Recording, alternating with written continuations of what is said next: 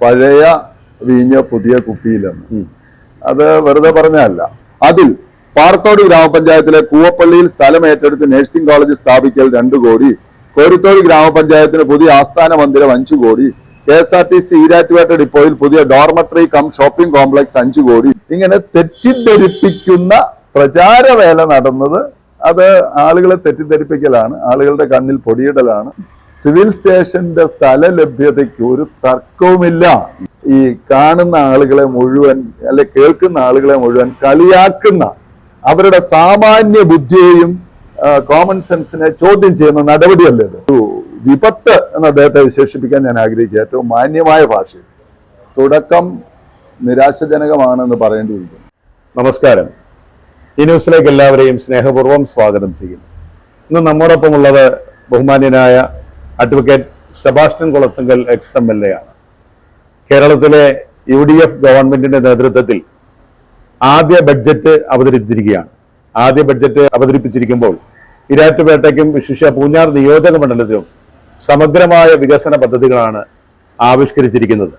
ഈ പദ്ധതികളെ കുറിച്ചൊക്കെ നമുക്ക്, ഈ ബഡ്ജറ്റിനെ കുറിച്ചുള്ള ഒരു വിലയിരുത്തൽ നമുക്ക് ബഹുമാന്യനായ അഡ്വക്കേറ്റ് സെബാസ്റ്റ്യൻ കുളത്തുങ്കൽ XMLAയോട് ചോദിച്ച് നമുക്ക് മനസ്സിലാക്കാം. സാർ നമസ്കാരം. നമസ്കാരം. പുതിയ ഒരു ബഡ്ജറ്റ് അവതരിപ്പിച്ചിരിക്കുകയാണ്. വലിയ ഒരുപാട് പദ്ധതികൾ, താലൂക്ക്, പൂഞ്ഞാർ കേന്ദ്രമായിട്ട് താലൂക്ക്, അതേപോലെ താലൂക്ക് ഹോസ്പിറ്റൽ, സിവിൽ സ്റ്റേഷൻ, ഇങ്ങനെ ഒരുപാട് കാര്യങ്ങൾ നമ്മുടെ നാടിന് ഇതുവരെ ഇല്ലാത്ത തരത്തിലുള്ള ഒരു വികസന കുതിപ്പാണ് ഈ ബഡ്ജറ്റിലുള്ളത്. ഈ ബഡ്ജറ്റിനെ സാർ എങ്ങനെയാണ് വിലയിരുത്തുന്നത്? ആദ്യമേ തന്നെ ഹാഷിമിന്റെ ചോദ്യത്തെ ഞാൻ സ്വാഗതം ചെയ്യുകയാണ്. അതിനകത്ത് ഒരു വാചകം, ഇതുവരെ ഇല്ലാത്ത എന്ന വാചകത്തിൽ നിന്ന് ഞാൻ ആരംഭിക്കാം. ആമുഖമായി സൂചിപ്പിക്കാനുള്ളത്, ഇതുവരെ ഇല്ലാത്തതൊന്നും വന്നിട്ടില്ല, ഇതുവരെ ഉണ്ടായിരുന്നതൊക്കെ തന്നെ വീണ്ടും ആവർത്തിക്കപ്പെട്ടിരിക്കുകയാണ്. അതുകൊണ്ടാണ് ഈ ബഡ്ജറ്റിനെ വിലയിരുത്തി ഞാൻ എൻ്റെ ഒരു ഫേസ്ബുക്ക് പോസ്റ്റും മാധ്യമങ്ങളിൽ ഞാൻ കൊടുത്തൊരു പ്രസ് റിലീസും ഒരുപക്ഷെ ശ്രദ്ധിച്ചിട്ടുണ്ടാവും. അതിനകത്ത് ഞാൻ പറഞ്ഞിട്ടുണ്ടായിരുന്നു, പഴയ വീഞ്ഞ് പുതിയ കുപ്പിയിലെന്ന്. അത് വെറുതെ പറഞ്ഞല്ല, അത് വളരെ അർത്ഥവത്തായിട്ട് പറഞ്ഞതാണ്. അതായത് ഈ ഗവൺമെന്റ് വരുന്നതിന് മുമ്പ് ഏപ്രിൽ മാസം വരെ 2026 ഏപ്രിൽ മാസം വരെ രണ്ടാം പിണറായി സർക്കാർ, ഞാൻ ഉൾപ്പെട്ടിരുന്ന നിയമസഭയും ആ ഗവൺമെന്റും ഉണ്ടായിരുന്നു. ഇപ്പോ എല്ലാ വർഷവും ജനുവരിയിലാണ് ബഡ്ജറ്റ് അവതരിപ്പിക്കുക. ഏപ്രിൽ 1 മുതൽ അതിന് പ്രാബല്യം. അതാണ് അതിന്റെ നിയമപരമായ സാഹചര്യം. ഈ വർഷവും 2026 ജനുവരി 29-ാം തീയതി അന്നത്തെ ധനകാര്യമന്ത്രി ശ്രീ KN ബാലഗോപാൽ ഒരു ബഡ്ജറ്റ് അവതരിപ്പിച്ചിരുന്നു. ആ ബഡ്ജറ്റിന്റെ വിശദാംശങ്ങൾ അടങ്ങിയ ബഡ്ജറ്റ് രേഖയാണ് ഇത് എന്റെ കയ്യിലുള്ളത്. അത് LDF ഗവൺമെന്റ് അവസാനത്തെ ബഡ്ജറ്റ്. അത് അന്നത്തെ നിയമസഭ പാസ്സാക്കിയതും നിയമസഭ പാസ്സാക്കിയതോടുകൂടി അതിന് നിയമപ്രാബല്യം ഉള്ളതുമാണ്. ഈ ബഡ്ജറ്റിൽ പറഞ്ഞിട്ടുള്ളതല്ലാതെ വേറൊരു കാര്യവും പുതിയ ബഡ്ജറ്റിൽ പൂഞ്ഞാറുമായി ബന്ധപ്പെട്ട് വന്നിട്ടില്ല. അതുകൊണ്ട് തന്നെ വലിയ കാര്യങ്ങൾ അല്ലെങ്കിൽ ഇതുവരെ ഇല്ലാത്ത കാര്യങ്ങൾ എന്നതിന് യാതൊരു പ്രസക്തിയുമില്ല. ഈ ബഡ്ജറ്റിലുള്ള കാര്യങ്ങൾ ആർക്ക് വേണമെങ്കിലും പരിശോധിക്കാം. ഒരെണ്ണം മാത്രം, എല്ലാം വിശദമായിട്ട് പോകണമെങ്കിൽ സമയം ധാരാളം എടുക്കും. ഒരെണ്ണം മാത്രം ഞാനൊന്ന് കാണിക്കാം. തീർച്ചയായിട്ടും. കൊട്ടിഘോഷിക്കപ്പെടുന്ന താലൂക്ക്, ആമുഖമായി തന്നെ ഞാൻ സൂചിപ്പിക്കട്ടെ, താലൂക്ക് വരുന്നതിനെ ഞാൻ അങ്ങേയറ്റം സർവാത്മന സ്വാഗതം ചെയ്യുന്നു. MLA ആയ ആദ്യ വർഷം മുതൽ ഞാൻ ഏറ്റവും അധികം ശ്രമം നടത്തിയ ഒരു കാര്യമാണ് താലൂക്ക് രൂപീകരണം. പക്ഷെ ഗവൺമെന്റ് നയപരമായി അങ്ങനെ ഒരു ഡിസിഷനിലേക്ക്, സംസ്ഥാനത്ത് പുതിയ ജില്ലകൾ, താലൂക്കുകൾ, അങ്ങനെ പുതിയ റവന്യൂ യൂണിറ്റുകളൊന്നും രൂപീകരിക്കുന്ന ഒരു നയം രണ്ടാം പിണറായി സർക്കാർ എടുത്തിരുന്നില്ല. അങ്ങനെ ഒരു നയം ഇല്ലാതിരുന്നത് കൊണ്ടും അതിനാവശ്യമായ തസ്തികകൾ സൃഷ്ടിക്കുന്ന അടക്കമുള്ള സാമ്പത്തിക ബാധ്യതകൾ വരുന്ന കാര്യങ്ങളൊക്കെ ഉള്ളതുകൊണ്ട് അങ്ങനെ ഒരു പോളിസി ഇല്ലാതിരുന്നത് കൊണ്ടാണ് നമുക്ക് കിട്ടാതിരുന്നത്. പക്ഷെ എല്ലാ ബഡ്ജറ്റിലും ഞാനത് ഉൾപ്പെടുത്തിയിരുന്നു. ഈ ബഡ്ജറ്റിലും അത് ഉൾപ്പെടുത്തിയിട്ടുണ്ട്. ഈ ബഡ്ജറ്റിൽ ഐറ്റം നമ്പർ 984 ഞാൻ വായിക്കുകയാണ്. 984 കോട്ടയം ജില്ലയിലെ ഏറ്റവും വലിയ താലൂക്കായ മീനച്ചിൽ താലൂക്ക് വിഭജിച്ച് ഈരാറ്റുപേട്ട കേന്ദ്രമായി പൂഞ്ഞാർ താലൂക്ക് രൂപീകരണം റവന്യൂ വകുപ്പ് അടങ്കൽ തുകയായി വകയിരുത്താൻ നിർദ്ദേശിച്ചിരുന്നത് 10 കോടി, ടോക്കൺ പ്രൊവിഷൻ ആയിട്ട് 100 രൂപ വകയിരുത്തിയിട്ടുമുണ്ട്. ഇത് ഈ ബഡ്ജറ്റിലുള്ള ഇതുപോലെ ഇപ്പോൾ പൂഞ്ഞാറിനായി പ്രഖ്യാപിക്കപ്പെട്ടിട്ടുള്ള എല്ലാ പദ്ധതികളും ഇതേപോലെ തന്നെ ബഡ്ജറ്റിൽ. ഈ ബഡ്ജറ്റ് പദ്ധതി വരുമ്പോൾ 2 കാര്യമുണ്ട്. ഒന്ന് ഭരണാനുമതിയുള്ള പദ്ധതികൾ, ഒന്ന് ടോക്കൺ പ്രൊവിഷൻ ഉള്ള പദ്ധതികൾ. ഭരണാനുമതിയുള്ള പദ്ധതികൾ നടപ്പിലാവും എന്ന് പറഞ്ഞാൽ MLA പുറകെ നിൽക്കണം, സർക്കാർ ഉദ്യോഗസ്ഥരെ കൊണ്ട് ജോലി ചെയ്യിക്കണം, ഗവൺമെന്റിൽ കൃത്യമായി ഇടപെടണം, ഫൈനാൻഷ്യൽ സാങ്ഷൻ അടക്കമുള്ള ധനകാര്യ അനുമതി അടക്കം വാങ്ങിയെടുക്കണം, നിർവഹണ ഏജൻസിയെ നിശ്ചയിച്ച് ആ നിർവഹണ ഏജൻസിയെ അതിന് സജ്ജമാക്കി അവരെ കൊണ്ട് പ്രവൃത്തി നടത്തുന്നതിനുള്ള നടപടിക്രമങ്ങൾ പാലിപ്പിക്കണം. അങ്ങനെ ഒട്ടേറെ കാര്യങ്ങളുണ്ട്. അങ്ങനെയുള്ള ഭരണാനുമതിയുള്ള പ്രവൃത്തികളും ഭരണാനുമതി ഇല്ലാത്ത പ്രവൃത്തികളും. ഞാൻ ഈ ജനുവരി 29 ബഡ്ജറ്റ് പ്രഖ്യാപിച്ചതിനെ തുടർന്ന് ഞാൻ അന്നൊരു ഫേസ്ബുക്ക് പോസ്റ്റ് ഇട്ടിരുന്നു. അതുപോലെ തന്നെ പത്രങ്ങളിൽ വാർത്തകളും കൊടുത്തിരുന്നു. ആ ഇതിൽ ഞാൻ വളരെ വ്യക്തമായി സംസ്ഥാന ബഡ്ജറ്റിൽ പൂഞ്ഞാറിന്റെ സമഗ്ര ഭരണാനുമതി ലഭ്യമാകുന്ന പദ്ധതികൾ, അതിനകത്ത് ഈരാറ്റുപേട്ടയെ സംബന്ധിച്ച് ഈരാറ്റുപേട്ട നരസിൽ തടവനാൽ ബൈപ്പാസ് വീതി കൂട്ടി പുനർനിർമ്മാണം 1 കോടി രൂപ, തെരനാട് പഞ്ചായത്തിൽ സ്ഥലം ഏറ്റെടുത്ത് സ്റ്റേഡിയം നിർമ്മാണം 1 കോടി രൂപ, പൂഞ്ഞാർ പഞ്ചായത്തിലെ ചേന്നാട് പഞ്ചായത്ത് സ്റ്റേഡിയം നവീകരണം 1 കോടി, എരുമേലി ഗ്രാമപഞ്ചായത്തിലെ ചേനപ്പാടി മാടപ്പാട് പഞ്ചായത്ത് സ്റ്റേഡിയം നവീകരണം 1 കോടി, പാറത്തോട് പഞ്ചായത്ത് കൂവപ്പള്ളിയിൽ പഞ്ചായത്ത് സ്റ്റേഡിയം നവീകരണം 1 കോടി, എരുമേലി പഞ്ചായത്തിലെ കണമല ബൈപ്പാസ് പുനർനിർമ്മാണം 1 കോടി, തീക്കോയി ഗ്രാമപഞ്ചായത്ത് വഴിക്കടവ് നാടുനോക്കി മലമേൽ മാറത്താനി റോഡ് നിർമ്മാണം 1 കോടി, തീക്കോയി ഗ്രാമപഞ്ചായത്തിലെ വെള്ളികുളം കാരികാട് 17 ഏക്കർ കമ്പിപ്പാലം വാഗവൺ റോഡ് പുനരുദ്ധാരണം 1 കോടി, തെരനാട് ഗ്രാമപഞ്ചായത്ത് പിണ്ണാക്കനാട് പടിഞ്ഞാറ്റുമല PWD റോഡ് BM&BC നിലവാരത്തിൽ റീടാറിംഗ് ഉൾപ്പെടെ നവീകരിക്കൽ 3 കോടി. ഇത്രയും പദ്ധതികൾ 11 കോടി രൂപയുടേതായിട്ട് 9 പദ്ധതികളാണ് ഭരണാനുമതിയുള്ളത്. അത് ഞാൻ മാധ്യമങ്ങളിൽ കൊടുത്ത അവസരത്തിലും ഫേസ്ബുക്കിലും കൃത്യമായി ഭരണാനുമതി, അതായത് നടക്കുമെന്ന് ഉറപ്പുള്ളതും നടക്കുന്ന പദ്ധതി. ഇനി നടക്കും എന്നുറപ്പില്ലാത്ത ടോക്കൺ പ്രൊവിഷനോടുകൂടി ബഡ്ജറ്റിൽ ഉൾപ്പെടുത്തിയ പദ്ധതികൾ ഉൾപ്പെടുത്തിയിട്ടുണ്ട്. അതിൽ പാറത്തോട് ഗ്രാമപഞ്ചായത്തിലെ കൂവപ്പള്ളിയിൽ സ്ഥലം ഏറ്റെടുത്ത് നഴ്സിംഗ് കോളേജ് സ്ഥാപിക്കൽ 2 കോടി, കോരിത്തോട് ഗ്രാമപഞ്ചായത്തിന് പുതിയ ആസ്ഥാന മന്ദിരം 5 കോടി, KSRTC ഈരാറ്റുപേട്ട ഡിപ്പോയിൽ പുതിയ ഡോർമറ്ററി കം ഷോപ്പിംഗ് കോംപ്ലക്സ് 5 കോടി, പൂഞ്ഞാർ ഗ്രാമപഞ്ചായത്ത് പനിച്ചിപ്പാറയിൽ GV രാജ പ്രതിമയും പാർക്കും സ്ഥാപിക്കൽ 1 കോടി, മുണ്ടക്കയം ടൗണിൽ മുണ്ടക്കയം കോസ്റ്റ്വേക്ക് സമാന്തരമായി മണിമലയാറിന് കുറുകെ പുതിയ പാലവും ഫ്ലൈ ഓവറും 15 കോടി, പൂഞ്ഞാർ IHRD എഞ്ചിനീയറിംഗ് കോളേജ് ക്യാമ്പസിൽ മിനി IT പാർക്ക് 10 കോടി, കൂട്ടിക്കൽ ഗ്രാമപഞ്ചായത്ത് ഇളങ്കാട് കേന്ദ്രീകരിച്ച് ടൂറിസം സർക്യൂട്ട് 10 കോടി, എരുമേലിയിൽ നിർദ്ദിഷ്ട ശബരി ഗ്രീൻഫീൽഡ് എയർപോർട്ട് സ്ഥാപിക്കുന്നതിന് മുന്നോടിയായി പുതിയ റിംഗ് റോഡുകളും ബൈപ്പാസും ഉൾപ്പെടുത്തി എരുമേലി മാസ്റ്റർ പ്ലാൻ 25 കോടി, പുഞ്ചോയിൽ പട്ടികജാതി പട്ടികവർഗ വിഭാഗങ്ങൾക്ക് pre examination training, skill development, career guidance എന്നീ പ്രവർത്തനങ്ങൾക്ക് കേന്ദ്രം സ്ഥാപിക്കൽ 5 കോടി, പിന്നെ മുക്കൂട്ടുതറ കേന്ദ്രമാക്കി പുതിയ പഞ്ചായത്ത്, ഞാൻ മുമ്പ് സൂചിപ്പിച്ച പൂഞ്ഞാർ താലൂക്ക് രൂപീകരണം ഈരാറ്റുപേട്ട, ഇത്രയും കാര്യങ്ങൾ ഇതാണ്.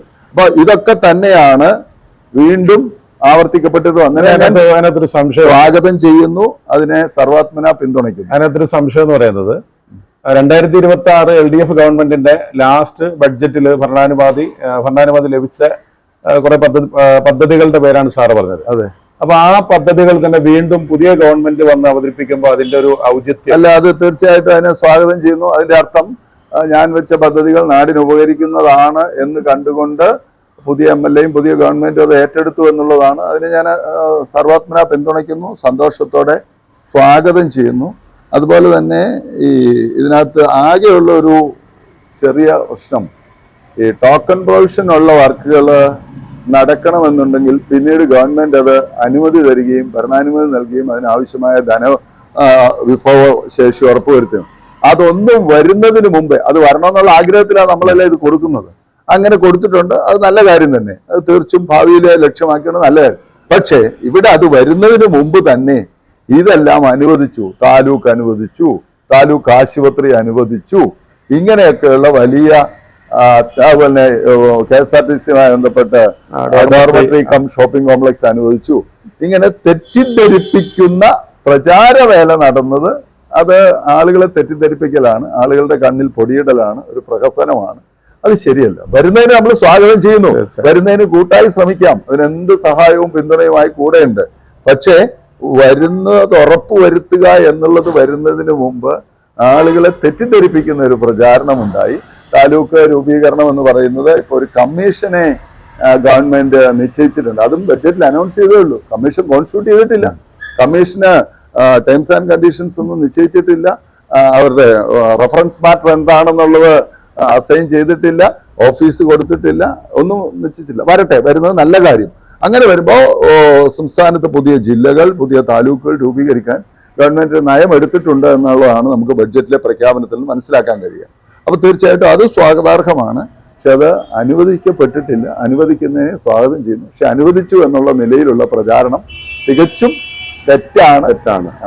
സർ, മറ്റൊരു കാര്യം, സിവിൽ സ്റ്റേഷൻ നമ്മളിവിടെ സിവിൽ സ്റ്റേഷൻ നിർമ്മിക്കുന്നതിന് വേണ്ടി ഉദ്ഘാടനമൊക്കെ നടത്തി. വലിയ ഒരു ഗംഭീരമായ ഉദ്ഘാടനമൊക്കെ ആയിരുന്നു. പക്ഷേ ഇപ്പൊ പറയുന്നത് സ്ഥലമെടുപ്പിന്റെ കാര്യത്തിൽ ഒരു ആശങ്ക അത് ഇപ്പോഴും നിൽക്കുന്നതായിട്ടാണ് പുതിയ ഗവൺമെന്റ് പറയുന്നത്.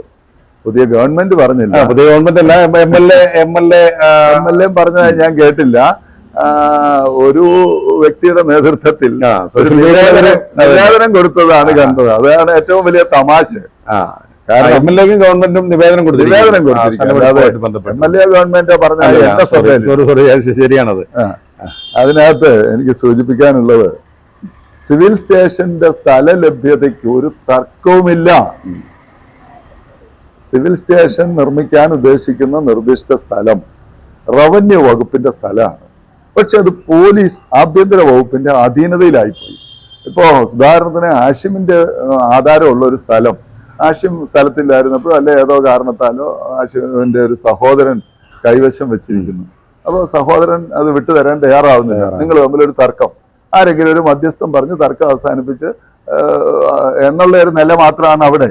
അപ്പൊ അവിടെ ഉണ്ടായത് മറ്റൊരു ഡിപ്പാർട്ട്മെന്റ് കയ്യിലായി പോയി എന്നുള്ളൂ. അത് നമുക്കറിയാം. അതിന് ഒരുപാട് പോരാട്ടം നമ്മൾ നടത്തിയതാണ്. ഞാൻ നിയമസഭയിൽ എത്രയോ തവണ വെച്ചു. മുഖ്യമന്ത്രി തന്നെ ഇടപെട്ട് അത് വിട്ടു തന്നു. വിട്ടു തന്നു കഴിഞ്ഞിട്ടാണ് അവിടെ നിർദ്ദിഷ്ട ഈരാറ്റുപേട്ട മിനി സിവിൽ സ്റ്റേഷന്റെ സൈറ്റ് എന്നവിടെ ബോർഡ് വെച്ചിട്ടുണ്ട്. ബോർഡ് വെച്ചിട്ടില്ലേ? ഉണ്ട്. സിവിൽ സ്റ്റേഷൻ നിർമ്മിക്കുന്നതിനുള്ള സ്ഥലം ഒരുക്കുന്നതിന് വേണ്ടി അവിടെ നിൽക്കുന്നതിനുള്ള തടികൾ റവന്യൂ ഡിപ്പാർട്ട്മെന്റ് ലേലം ചെയ്തു. ലേലം കൊണ്ടയാള് നിയമാനുസൃതം അത് വെട്ടിയെടുത്തോണ്ട് പോയി. അതുപോലെ തന്നെ അവിടെ താലൂക്ക് സർവേയുടെ അടിസ്ഥാനത്തിൽ സംസ്ഥാന സർവേ ഡിപ്പാർട്ട്മെന്റ് സാന്നിധ്യത്തിൽ കോട്ടയം ജില്ലാ പോലീസ് മേധാവിയും കോട്ടയം ജില്ലാ അന്നത്തെ കളക്ടറും ഞാനും അന്നത്തെ മുനിസിപ്പൽ ചെയർപേഴ്സണും ഒക്കെ ഉൾപ്പെടെ നിന്നുകൊണ്ട് അളന്ന് തിരിച്ച് കല്ലിട്ട് 50 സെന്റ് സ്ഥലം അവിടെ തിരിച്ചിട്ടു. ആ തിരിച്ചിട്ടതിന് ശേഷമാണ് അവിടെ സൈറ്റ് ഇത് മിനി സിവിൽ സ്റ്റേഷൻ സൈറ്റ് ആണെന്ന് ബോർഡ് വെച്ചത്. അതുപോലെ തന്നെ അതിനുശേഷമാണ് അവിടുത്തെ മണ്ണ് പരിശോധന. ഏതാണ്ട് 3 ദിവസത്തോളം എടുത്ത ആ മണ്ണ് പരിശോധന, ഒരുപാട് കുഴികളൊക്കെ എടുത്ത് അതിന്റെ ശാസ്ത്രം ആ മണ്ണ് പരിശോധന നടത്തിയത്. അതുപോലെ തന്നെ അവിടുത്തെ മരങ്ങള് ലേലം ചെയ്തത്. ഇതെല്ലാം കഴിഞ്ഞിട്ടതിന് ശേഷമാണ് ആ സ്ഥലത്തിന്റെ മണ്ണ് പരിശോധന റിപ്പോർട്ടിന്റെയും സ്ഥല പരിശോധനയുടെ ഒക്കെ അടിസ്ഥാനത്തിൽ അതിന്റെ എസ്റ്റിമേറ്റ് ഉണ്ടാക്കിയത്. ആ എസ്റ്റിമേറ്റിനല്ലേ TS കിട്ടിയത്. ആ TSന്റെ അടിസ്ഥാനത്തിലല്ലേ ടെൻഡർ ആയത്.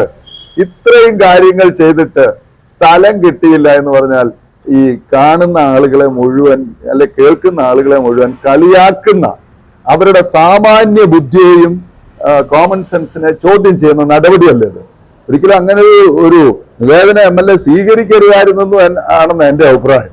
കാരണം വെറുതെ കണ്ണിപ്പൊടിയിടാൻ വേണ്ടി അതിനകത്ത് ആ നിവേദനത്തിന് നേതൃത്വം നൽകിയ, ആ നിവേദനം കൊടുക്കാൻ നേതൃത്വം നൽകിയ വ്യക്തി, ഞാൻ ആരെയും വ്യക്തിഹത്യ ചെയ്യുന്ന ആളല്ല, എങ്കിലും പറയാതിരിക്കാൻ കഴിയില്ല, ഒരു വിപത്ത് എന്ന് അദ്ദേഹത്തെ വിശേഷിപ്പിക്കാൻ ഞാൻ ആഗ്രഹിക്കുക ഏറ്റവും മാന്യമായ ഭാഷയിൽ.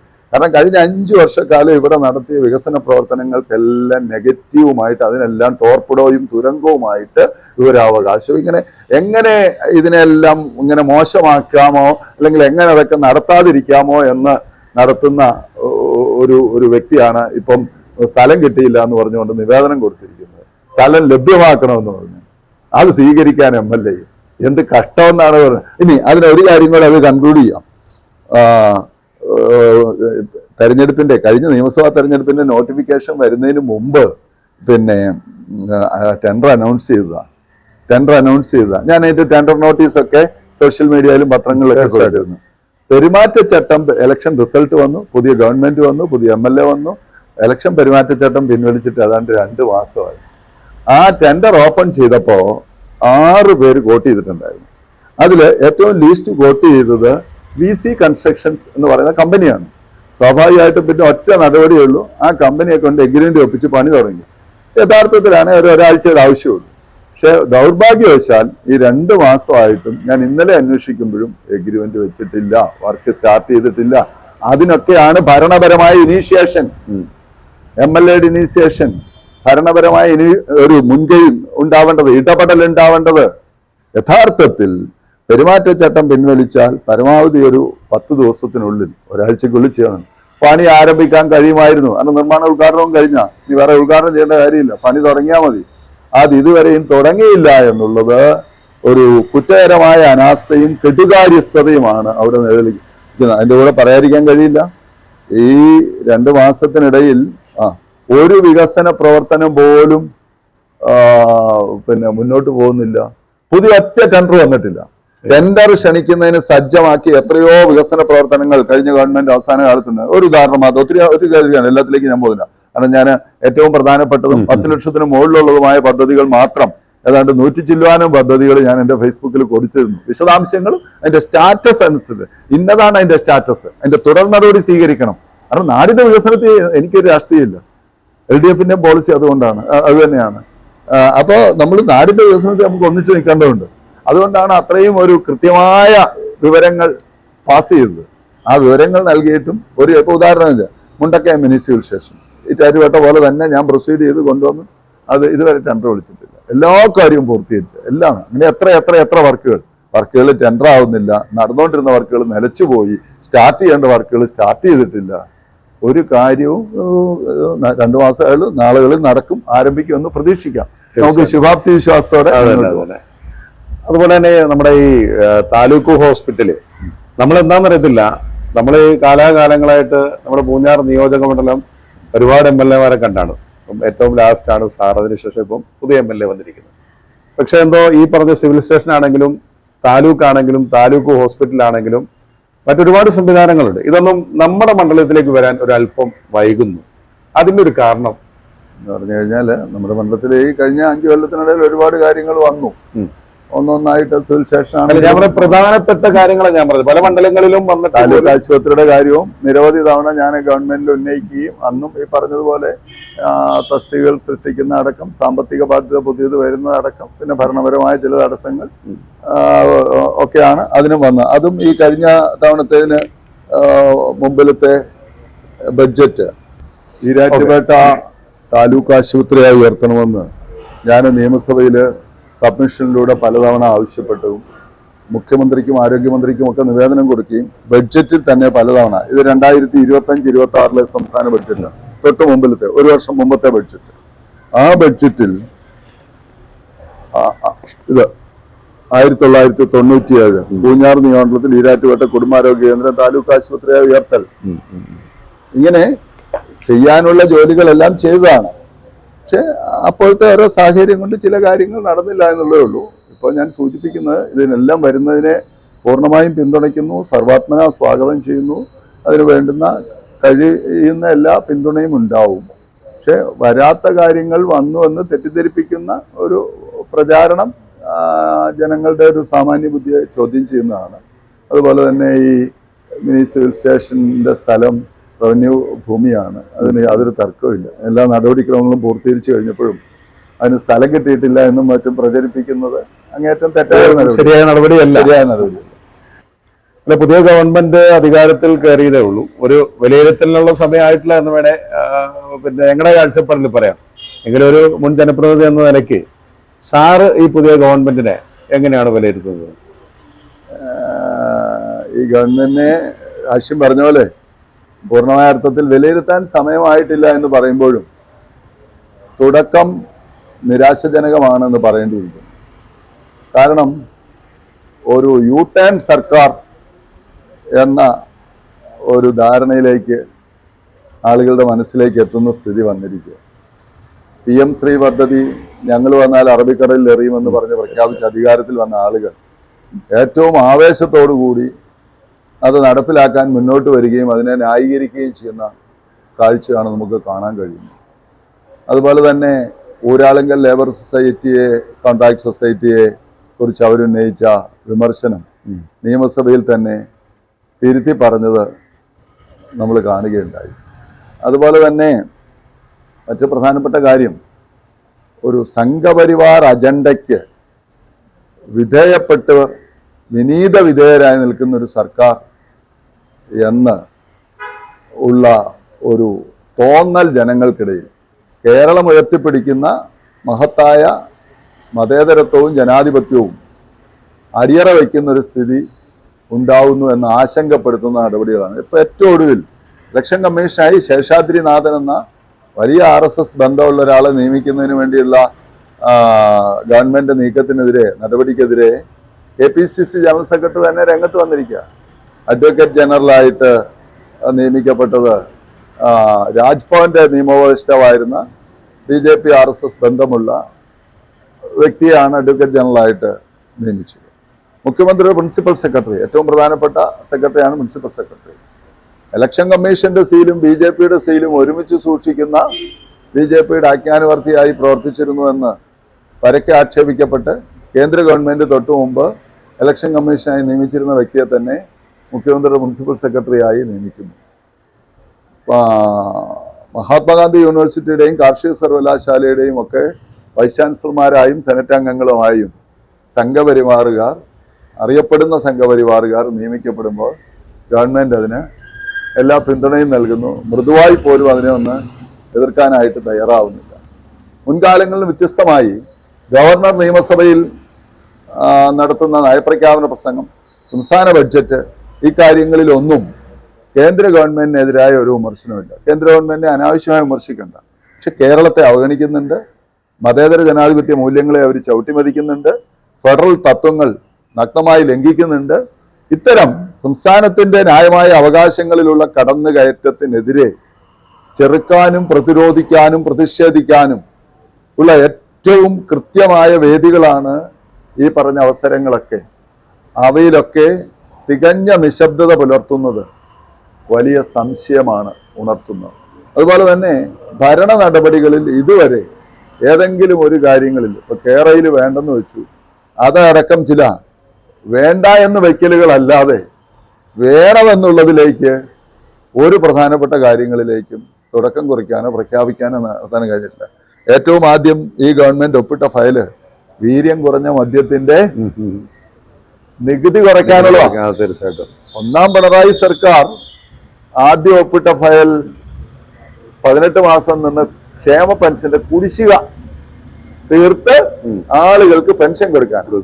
രണ്ടാം പിണറായി സർക്കാരിന്റെ ആദ്യത്തെ തീരുമാനം അതിദരിദ്രരെ ഇല്ലാത്തൊരു സംസ്ഥാനം എന്നുള്ള നിലയിൽ ആക്കി തീർക്കുന്നതിനുള്ള നടപടിക്രമങ്ങളായിരുന്നു. അങ്ങനെ പാവങ്ങളെ ലക്ഷ്യം വെച്ചുകൊണ്ട്, സമൂഹത്തിലെ ദുരിതം അനുഭവിക്കുന്നവരെ ലക്ഷ്യം വെച്ചുകൊണ്ട് ക്ഷേമ പ്രവർത്തനങ്ങൾ ഉയർത്തിപ്പിടിച്ചിരുന്ന ഒരു കാലഘട്ടത്തിൽ നിന്നും കുത്തകകൾക്ക്, ഇപ്പൊ കരിമണൽ ഖനനം കുത്തകവൽക്കരിക്കാനുള്ള ശ്രമങ്ങൾ, വലിയ മദ്യ കമ്പനികൾക്ക് വഴിവിട്ട സഹായം, ഇതൊക്കെയാണ് തുടക്കത്തിൽ കാണുന്ന കാര്യങ്ങൾ.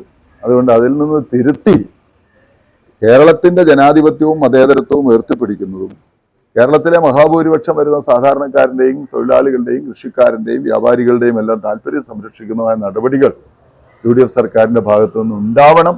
അങ്ങനെ ഉണ്ടാവുന്നതിന് വേണ്ടിയാണ് ഈ കേരളത്തിലെ ബഹുഭൂരിപക്ഷം പേർ അവരെ തെരഞ്ഞെടുത്ത് 102 സീറ്റുമായിട്ട് അധികാരത്തിലേറ്റിരിക്കുന്നത്. അങ്ങനെ വരട്ടെ, അതിന്റെ പ്രതിഫലനം പൂഞ്ഞാറിലും ഉണ്ടാവട്ടെ എന്നാണ് എനിക്ക് ആശംസിക്കുന്നത്. അതോടൊപ്പം നമ്മുടെ നിയമനത്തിന്റെ വികസനത്തിന്റെ ഒരു കാര്യം കൂടെ പറഞ്ഞ് അവസാനിപ്പിക്കാം. ഈ ബഡ്ജറ്റില് നമ്മുടെ നിയമനവുമായി ബന്ധപ്പെട്ട് എനിക്ക് ഏറ്റവും നിരാശ തോന്നിയൊരു കാര്യം, നമ്മുടെ നിയമനത്തിൽ വരാൻ പോകുന്ന ഏറ്റവും വലിയൊരു വികസനം എരുമേലി ശബരി ഗ്രീൻഫീൽഡ് ഇന്റർനാഷണൽ എയർപോർട്ടാണ്. ഈ ബഡ്ജറ്റിൽ ആ എയർപോർട്ടിന്റെ പദ്ധതി, അതിന്റെ സ്ഥലമേറ്റെടുപ്പിനുള്ള വിജ്ഞാപനം ഹൈക്കോടതി റദ്ദാക്കിയതിനെതിരെ 2 കാര്യങ്ങളുണ്ട്. ഒന്നുകിൽ ഹൈക്കോടതി നിർദ്ദേശപ്രകാരമുള്ള, ഹൈക്കോടതി അതിനകത്ത് പറഞ്ഞ ഒരു കാര്യം, സിംഗിൾ ബെഞ്ചാണ് പറഞ്ഞ ഒരു കാര്യം, അധിക ഭൂമി, അതായത് ഈ വിമാനത്താവളം നിർമ്മിക്കുന്നതിന് ആവശ്യമായ സ്ഥലത്തിനേക്കാൾ അധികം ഭൂമി ഏറ്റെടുക്കുന്നതിന്റെ വിശദീകരണം ആ വിജ്ഞാപനത്തിൽ ഇല്ല എന്നാണ് കാരണം പറഞ്ഞത്. ഒന്നുകിൽ അതിന്റെ എക്സ്പ്ലനേഷൻ, ക്ലാരിഫിക്കേഷൻ കൂടി കൊടുത്തുകൊണ്ട് പുതിയ വിജ്ഞാപനം പുറപ്പെടുവിക്കണം. അതല്ല എങ്കിൽ ആ വിജ്ഞാപനം റദ്ദാക്കിയ കോടതി വിധിക്കെതിരെ അപ്പീൽ കൊടുക്കണം. ഈ 2 കാര്യങ്ങളും കാര്യമായ നടപടി മുന്നോട്ടുണ്ടായിട്ടില്ല. ഈ ബഡ്ജറ്റിൽ ശബരി ഗ്രീൻഫീൽഡ് ഇന്റർനാഷണൽ എയർപോർട്ട് മുന്നോട്ട് കൊണ്ടുപോകുന്നതുമായി ബന്ധപ്പെട്ട ഒരു നടപടികളും ഈ ബഡ്ജറ്റിൽ പരാമർശിച്ചിട്ടില്ല. ആകെയുള്ളത് ഓഫീസ് പ്രവർത്തനത്തിന് വേണ്ടിയിട്ടുള്ള ഒരു ചെറിയ പണം വകയിരുത്തി എന്നുള്ളത് ഒഴികെ ആ ശബരി ഗ്രീൻഫീൽഡ് ഇന്റർനാഷണൽ എയർപോർട്ടിന്റെ പ്രവർത്തനം മുന്നോട്ട് കൊണ്ടുപോകുന്നതിനുള്ള ശുഭതർക്കമായ യാതൊരു സ്റ്റെപ്സും ബഡ്ജറ്റിൽ പ്രഖ്യാപിച്ചിട്ടില്ല. കേരളത്തിലെ തന്നെ ഏറ്റവും വലിയ വികസനമാണ്. അത് അങ്ങേയറ്റം നിരാശജനകമാണ്. കഴിഞ്ഞ 5 കൊല്ലം അതിനുള്ള നടപടികൾ നടന്നിരുന്നത് ഞാൻ കൃത്യമായി അക്കാര്യത്തിൽ ഇടപെട്ടുകൊണ്ടിരുന്നതുകൊണ്ടാണ്. അപ്പൊ അങ്ങനത്തെ ഇടപെടൽ ഉണ്ടായിട്ടില്ല എന്നുള്ളത് അങ്ങേയറ്റം ഖേദകരമാണ്. അത് ഉണ്ടാവേണ്ടിയിരിക്കുന്നു. അതുപോലെ പൂഞ്ഞാറിന്റെ ഏറ്റവും വലിയൊരു ഭാവി വികസനം ടൂറിസവുമായി ബന്ധപ്പെട്ട, പ്രത്യേകിച്ച് വാഗമൺ, അതുപോലെ തന്നെ നമ്മുടെ ഒട്ടേറെ കാര്യങ്ങൾ. ആ ടൂറിസം രംഗത്ത് നമുക്ക് വലിയ സാധ്യതകളാണ്.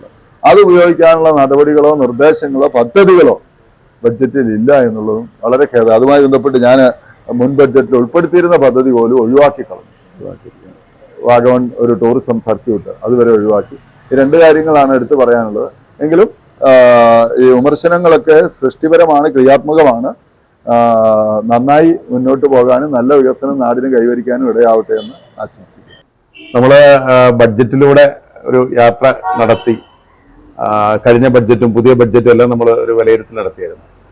പക്ഷേ കേരള കോൺഗ്രസ് പാർട്ടിയെ സംബന്ധിച്ച് ഈ അടുത്ത കാലത്ത് ഇത്രത്തോളം വലിയൊരു പരാജയം, സാർ ഉൾപ്പെടെ അല്ലെങ്കിൽ പലരും പ്രതീക്ഷിക്കാത്ത പല ആൾക്കാരും പരാജയപ്പെട്ടിരിക്കുകയാണ്. അതില് പാർട്ടിയുടെ വിലയിരുത്തൽ അല്ലെങ്കിൽ സാറിന്റെ ഒരു വിലയിരുത്തൽ എന്താണ് അതിന്റെ കാരണം എന്ന് പറയാൻ പറ്റുമോ? UDF അനുകൂലമായി വലിയൊരു തരംഗം ഉണ്ടായി. ആ തരംഗം ഏറ്റവും കൂടുതൽ ശക്തമായി പ്രതിഫലിച്ചത് സംസ്ഥാനത്തെ ന്യൂനപക്ഷ വിഭാഗങ്ങൾക്കിടയിലും കൃഷിക്കാർക്കിടയിലുമൊക്കെയാണ് ഏറ്റവും ശക്തമായി പ്രതിഫലിച്ചത്. കേരള കോൺഗ്രസിന്റെ ശാക്തിക മേഖലകൾ എന്ന് പറയുന്നത് പ്രധാനമായും ന്യൂനപക്ഷ മേഖലകളും കാർഷിക മേഖലകളുമാണ്. തീർച്ചയായിട്ടും. അപ്പോ കേരള കോൺഗ്രസിന്റെ ശാക്തിക മേഖലകളിൽ UDF അനുകൂല തരംഗം അതിശക്തമായി ആഞ്ഞടിച്ചത് കൊണ്ടാണ് കേരള കോൺഗ്രസിന് ഈ നിലയിലുള്ള ഒരു സമ്പൂർണ്ണ പരാജയം ഉണ്ടാവാനിടയായത്.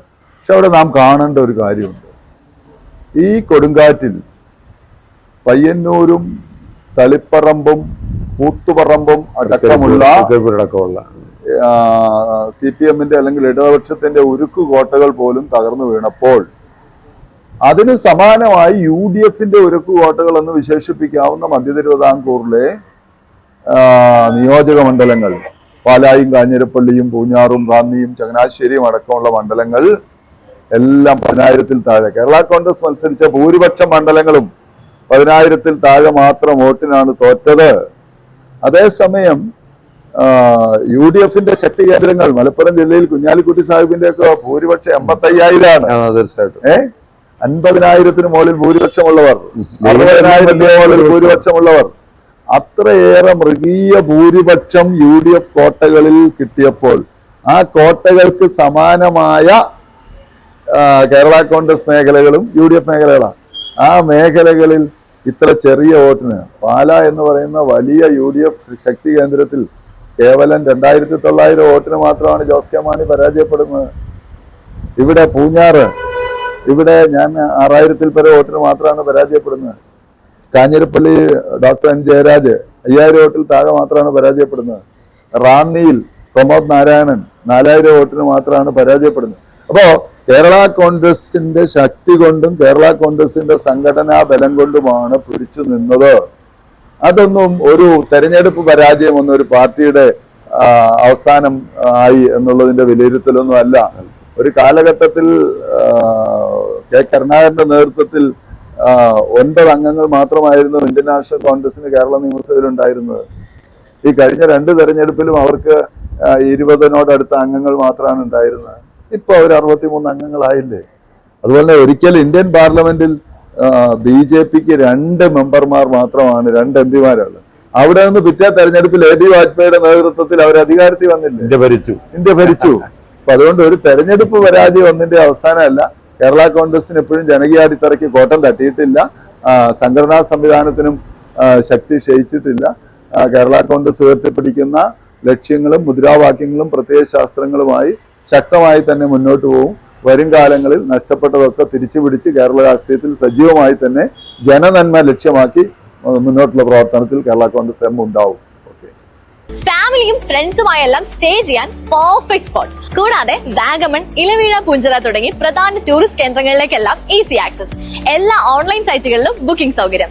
ഞങ്ങളുടെ സൈറ്റിലും നേരിട്ട് ബുക്ക് ചെയ്യാം. So don't wait for booking. Reeva residency, Perumkattil arcade, opposite Surya theatre, Pala road, Erattupetta. കൂടുതൽ ഡീറ്റെയിൽസിനും ബുക്കിംഗിനും താഴെ കാണുന്ന നമ്പറിൽ ഇപ്പോൾ തന്നെ വിളിക്കും. Mattakumbanal Jewelry, the ideal jewelry shop since 1992.